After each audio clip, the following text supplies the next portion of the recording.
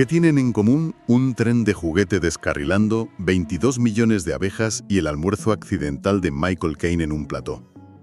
Pues la respuesta es una de las películas de catástrofes más ambiciosas y para muchos de las más fallidas de la historia del cine. Hoy nos vamos a sumergir a fondo en los secretos de producción de El Enjambre de 1978, dirigida por Irwin Allen, que era conocido como el maestro del desastre, claro. La película quería ser, la culminación del género. Venía de exitazos como La aventura del Poseidón o Infierno en la torre. La premisa parece sencilla, ¿no? Sencillísima.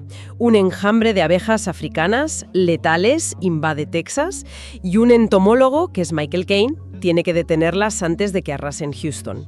Pero la historia detrás de las cámaras, eso es otra cosa. Infinitamente más compleja y, la verdad, mucho más extraña que la propia trama. Es que la lista de nombres que hay metidos ahí es de auténtico vértigo. Para empezar, el reparto. 7 ganadores del Oscar. 7, sí. Estaban Henry Fonda, Olivia de Havilland, Ben Johnson. Leyendas de Hollywood.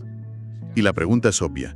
¿Qué hacían todos ahí, en una película de abejas asesinas? Pues Michael Caine, con esa honestidad que tiene, lo explicó muy fácil. Dinero. Dinero.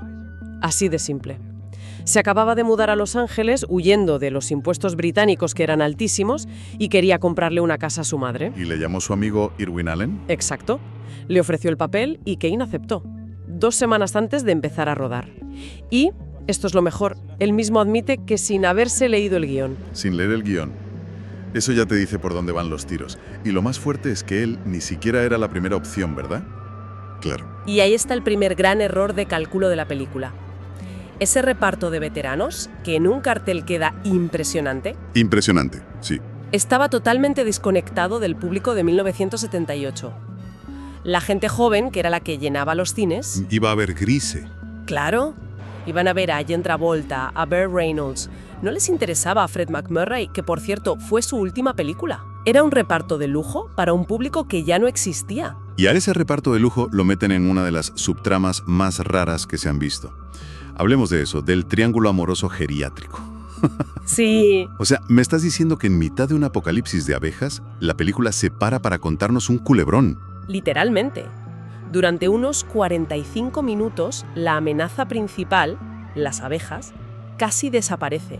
¿Y en qué se centra? En un melodrama. Los personajes de Olivia de Havilland, que es la directora del colegio, Fred MacMurray, el alcalde, y Ben Johnson, un jubilado, se ven metidos en un lío sobre a quién de los dos va a elegir ella. No me lo puedo creer. Es un desvío que dejó al público totalmente desconcertado. Tú estás esperando ver caos, destrucción, y de repente, una historia de amoríos que no tiene ninguna conexión con el enjambre. Bueno, pero supongo que al menos se resolvería de alguna forma, que aportaría algo. Es que ahí está lo más alucinante, ¿no? No tiene resolución. Después de casi 1 hora de película con este dilema, ¿sabes cómo acaba? ¿Cómo? Mueren todos. ¿Qué? El tren en el que intentan evacuar descarrila en una escena, además, bastante pobre, y explota. Fin del triángulo amoroso. Todo ese tiempo invertido para absolutamente nada. Y es increíble. Invertir tanto tiempo en algo que acaba en la nada, pero es que esa desconexión entre el esfuerzo y el resultado parece la norma de toda la película, ¿no? Sobre todo si hablamos del presupuesto. Esa es la gran contradicción del enjambre. A ver, las cifras bailan un poco, pero se habla de entre 11 y 21 millones de dólares de la época. Que hoy serían... Más de 50 millones de dólares. Una barbaridad. Y sin embargo, tú ves la película y muchos efectos especiales fueron motivo de burla casi al instante. Tienes la sensación de que el dinero no está en la pantalla. El descarrilamiento del tren, por ejemplo. Fíjate, un momento que debería ser clave. Se filmó con una maqueta de tren de escala HO de las de juguete. ¿En serio? Sí, corriendo sobre un montón de tierra que apenas disimulaba ser una montaña. O la explosión de la central nuclear, que supuestamente mata a más de 36.000 personas, se resuelve en 1 minuto con un efecto muy, muy pobre. Vale.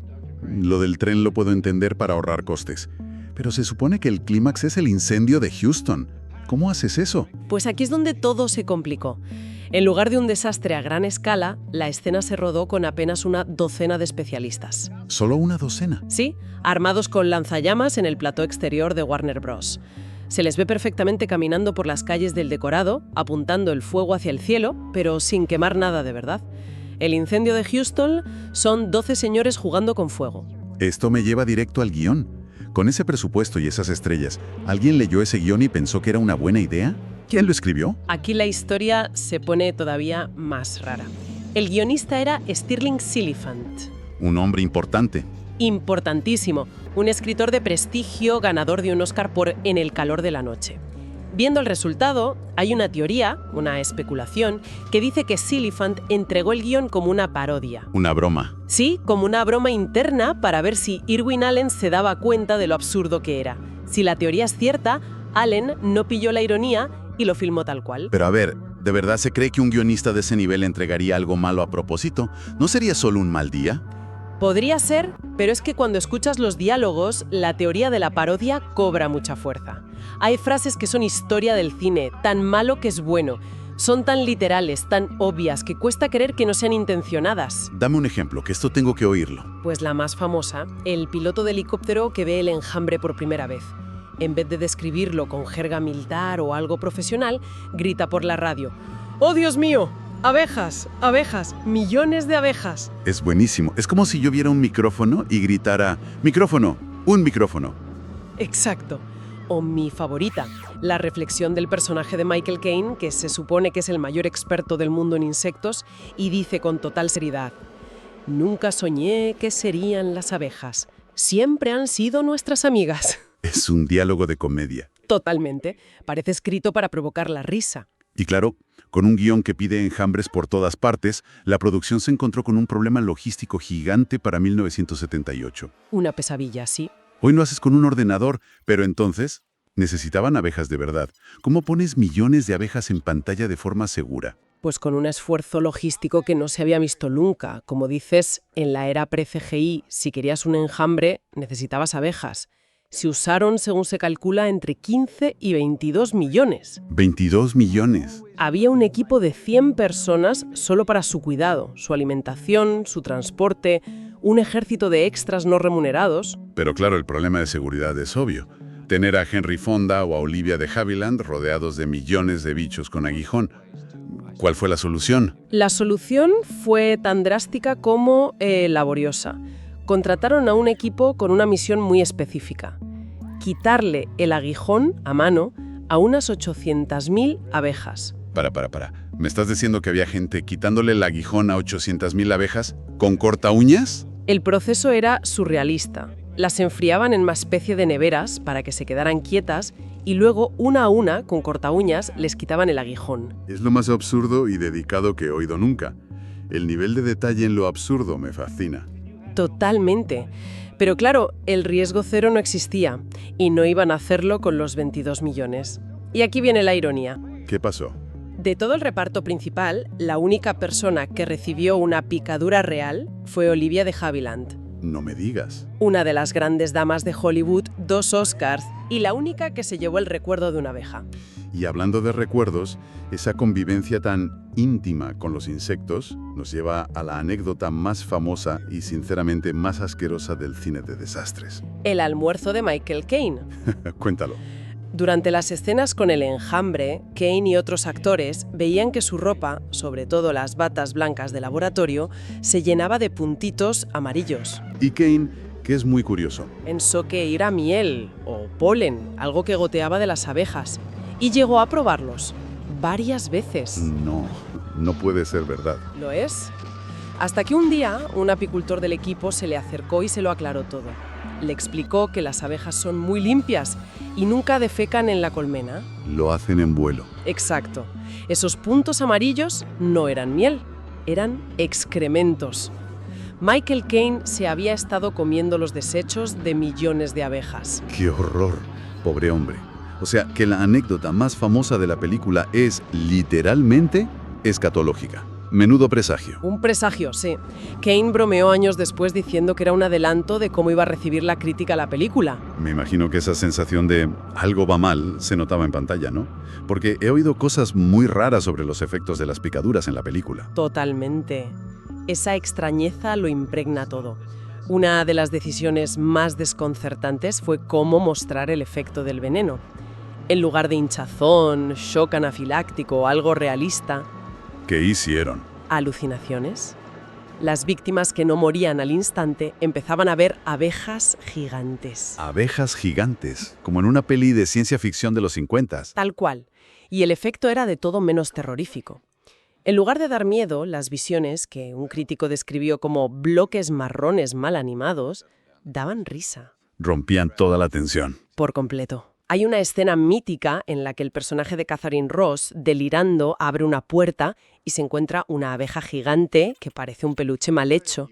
Se cuenta que en los cines la gente se partía de risa. En medio de todo este caos de producción, de guión, de efectos, ¿se salvó algo? ¿Hubo algún elemento que la crítica dijera, oye, pues esto sí? Henry Goldsmith es un oasis de calidad. Goldsmith, que venía de ganar el Oscar por La profecía, creó una partitura magistral. Es famosa por cómo usó las trompas y los metales para imitar el zumbido de un enjambre, creando una atmósfera de amenaza épica. O sea que la música era mejor que la imagen. Mucho mejor. En muchos momentos, la música es infinitamente más aterradora y efectiva que lo que estás viendo. Un trabajo brillante para una película que, bueno, no estaba a su altura. Entiendo. Pero si la película era tan evidentemente un desastre en ciernes, ¿por qué el estudio Warner Bros. Siguió adelante? ¿Nadie vio las señales? ¡Oh! Sí que las vieron. Las pruebas de marketing que hicieron antes del estreno fueron un desastre. Los informes decían que el interés del público era bajísimo. Sabían perfectamente que tenían un fracaso entre manos. ¿Y entonces? El problema es que estaban atados por un contrato millonario con Irwin Allen. Era una figura muy poderosa. No podían simplemente meter la película en un cajón. ¿Y cuál fue la estrategia? ¿Venderla como comedia? No, fue mucho más cínico. Decidieron estrenarla en el mayor número de cines posible, 1.228 salas, que era una barbaridad, y, muy importante, cancelaron todos los pases de prensa. Ah, para que no la destrozaran antes del estreno. El objetivo era clarísimo: saturar el mercado, recuperar todo el dinero posible el primer fin de semana antes de que el boca a boca negativo la hundiera. Y funcionó hasta cierto punto. Hizo algo de dinero al principio, pero como predijeron, en 2 o 3 semanas ya había desaparecido de los cines. Todo lo que hemos contado, el reparto, los efectos, el guión, tinta un fracaso de ejecución. Pero me da que la clave, lo que lo cambia todo, no está en cómo se hizo, sino en lo que decidieron contar. Exacto. Es que traicionaron por completo el material original. La película se basa en una novela de Arthur Herzog, ¿no? ¿Qué era tan diferente en el libro? Pues que la novela era una advertencia ecológica muy sombría, muy pesimista. No era una película de acción. En el libro, las abejas no son solo agresivas, son una mutación que ha incorporado pesticidas y venenos humanos a su propio veneno. O sea que son ultraletales por nuestra culpa. Exacto. Y el desastre no duró un par de días, como en la película. Dura 3 años y provoca un colapso social a gran escala. Vaya, eso suena mucho más interesante. ¿Y el final del libro? El final es demoledor. Las abejas ganan, ocupan Nueva York y de una forma extraña, casi alienígena, la pacifican. Acaban con la civilización humana. Es un final apocalíptico, una reflexión sobre la naturaleza alterada por el hombre. ¿Y la película, en cambio? La película ignora todo eso y opta por un final de acción heroico y sin ningún sentido científico. ¿Qué hacen? Michael Caine descubre que un sonido militar atrae a las abejas, las guían con helicópteros al Golfo de México, vierten petróleo sobre el agua y les prenden fuego. Madre mía. Convierten una advertencia ecológica, seria, en un espectáculo vacío, ridículo y patriotero. Es la traición definitiva al espíritu de la obra. Así que, al final, el tren de juguete, los 22 millones de abejas y hasta los excrementos en la bata de Michael Caine no fueron más que las piezas de un espectáculo que, por buscar un final feliz, ignoró por completo la advertencia mucho más sombría de su material de origen.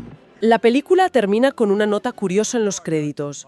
Es una especie de disculpa a la Asociación Americana de Apicultores, donde aseguran que las abejas de la película no tienen nada que ver con la industriosa abeja melífera americana. Curioso. Quizá la pregunta que queda flotando es, en el intento de crear un monstruo de cine, ¿cuánto se puede distorsionar la realidad y el arte antes de que el resultado sea más cómico que aterrador? Desde aquí, les recordamos que existe un área para miembros con contenido y ventajas exclusivas para quienes disfrutan de estos análisis en profundidad. Nos escuchamos en la próxima exploración.